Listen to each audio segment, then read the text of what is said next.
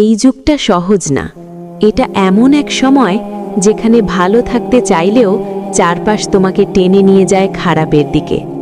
ফিতনা, এই একটা শব্দেই যেন আজকের পৃথিবীকে ব্যাখ্যা করা যায়। কিন্তু প্রশ্ন হলো, এই ফিতনার যুগে একজন মুমিন কিভাবে নিজের ঈমান বাঁচিয়ে রাখবে? আসসালামু আলাইকুম ওয়া রাহমাতুল্লাহ। প্রিয় ভাই ও বোনেরা, আমরা এমন এক সময়ে বসবাস করছি যেখানে পাপ করা সহজ, কিন্তু ঈমান ধরে রাখা কঠিন। চোখের সামনে হারাম, কানে গীবত, মুখে মিথ্যা, সবকিছু যেন স্বাভাবিক হয়ে গেছে। এমন এক সময়ে একজন মুমিনের সবচেয়ে বড় দায়িত্ব নিজেকে বাঁচানো, নিজের ঈমানকে রক্ষা করা। প্রথম করণীয়, নিজের জিহ্বাকে নিয়ন্ত্রণ করা। কারণ অনেক সময় একটা কথাই হয়ে যায় ফিতনার শুরু। অপ্রয়োজনীয় কথা, গীবত, অপবাদ, তর্ক, এসবই আমাদের অজান্তেই গুনাহের পাহাড় বানিয়ে দেয়।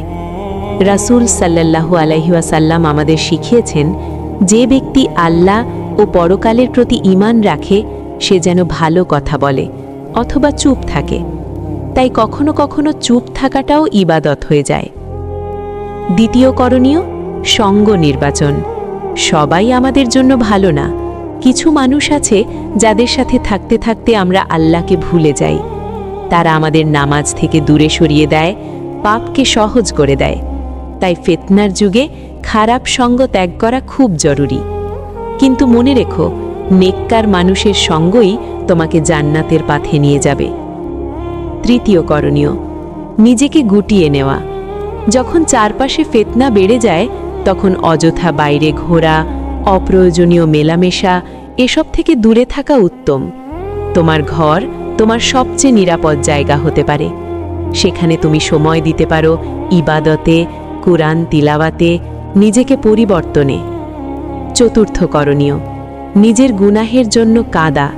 এই কান্না দুর্বলতা না, এটা ঈমানের শক্তি। যখন তুমি একা হয়ে আল্লাহর কাছে কাঁদো তখন তুমি সবচেয়ে বেশি তার কাছাকাছি থাকো। এই কান্না শুধু চোখের পানি না, এটা তওবা, এটা ফিরে আসার আকুতি। মনে রেখো, ফিতনার যুগে শুধু নিজেকে লুকিয়ে রাখলেই দায়িত্ব শেষ না।